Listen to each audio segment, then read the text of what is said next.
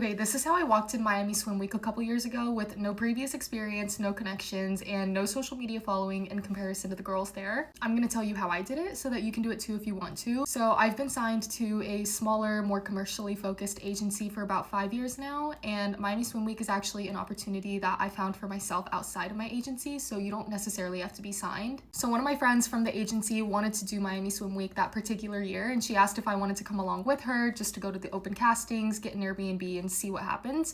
So I said sure, why not? So as soon as we booked the Airbnb together, I went ahead literally that night and went on Miami Swim Week the show's the website, and they have a designer list, and I cold DM'd every single designer on that list asking if I could still cast for them and if there were any available spots still.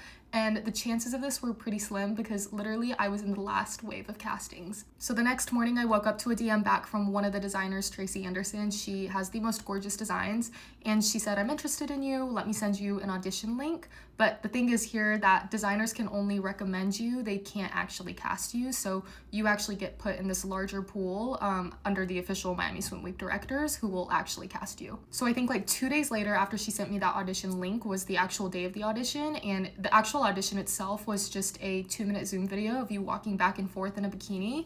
And that was literally it. I remember doing it in my college apartment living room. So after that, a couple days later, I got an email from Miami Swim Week officially saying, "Congrats, you are a model for this year's Miami Swim Week shows," which was super exciting. Once you actually get to Miami, there's a whole nother internal casting process, and basically all the designers line up and they watch you walk back and forth, and designers will select you to walk in their shows. So that kind of depends on like, okay, you're a model and maybe you'll walk for one designer that picked you, or you might walk for 10 to 12 designers that pick you.